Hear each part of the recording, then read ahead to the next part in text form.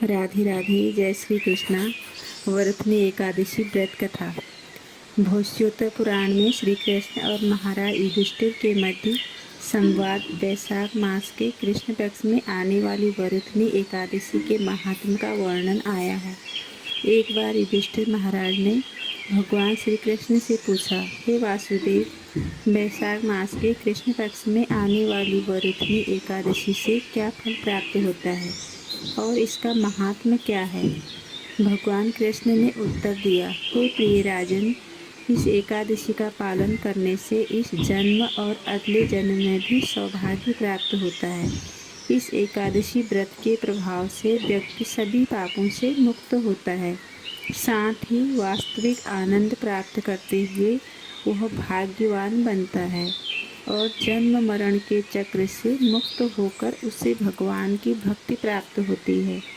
इसी व्रत के पालन से मानधाता राजा को मुक्ति मिली। राजा धुंधमार शिवजी के श्राप से जो कुष्ठ रोग ग्रस्त थे मुक्त हुए।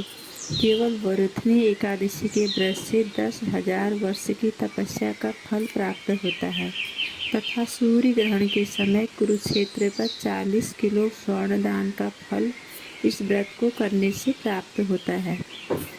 हे राजन, संक्षेप में यह एकादशी शुद्धि, जीवन प्रदान और पापों का नाश करने वाली है। अश्वदान से श्रेष्ठ गजदान है। गजदान से श्रेष्ठ भूमिदान माना जाता है। तिल दान को भूमिदान से भी श्रेष्ठ माना जाता है। स्वर्णदान तिल दान से भी श्रेष्ठ माना जाता है तथा अन्नदान स्वर्णदान से भी श्रेष्ठ है। हे राजन, अन्नदान करने से पूर्वज देवता व सभी प्राणी प्रसन्न होते हैं। विद्वान पंडितों का विचार है कि कन्यादान भी अन्नदान जितना ही पुण्य कार्य है। स्वयं भगवान का कथन है कि अन्नदान से भी श्रेष्ठ विद्यादान है। हे भारत, जो अपनी पुत्री के धन संपदा पर आश्रित रहते हैं उन्हें संपूर्ण ब्रह्मांड के जलमग्न होने तक नारकीय अवस्था में रहना पड़ता है। इसीलिए व्यक्ति को अत्यंत सावधानी पूर्वक अपनी पुत्री की धन संपदा का प्रयोग करना चाहिए। यदि कोई व्यक्ति अपनी पुत्री को बेच देता है, फिर उस व्यक्ति से धन लेता है जिससे अपनी पुत्री का विवाह करता है, तो वह अपने अगले जन्म में बिल्ली बनता है।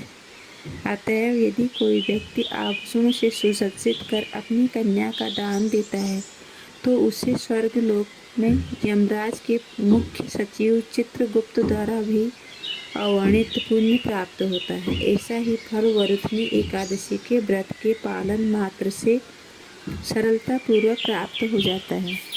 इस एकादशी के व्रत में कुछ वस्तुओं का ग्रहण करना वर्जित होता है।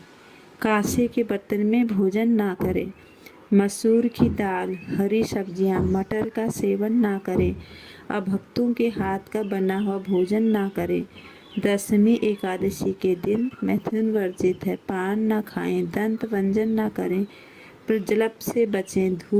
झूठ ना बोलें। किसी की निंदा ना करें। दिन में ना सोएं। नाखून ना काटें। भगवान कृष्ण ने कहा, जो भी इस प्रकार इस एकादशी का पालन करता है वह सभी पापों से मुक्त हो जाता है और शाश्वत आध्यात्मिक लोक को जाता है। अंततः हे युधिष्ठिर, जो भी इस पवित्र वरथनी एकादशी की महिमा का पठन या श्रवण करता है उसे एक सशस्त्र गौ के दान के बराबर पुण्य प्राप्त होता है। राधे राधे। जय श्री कृष्ण।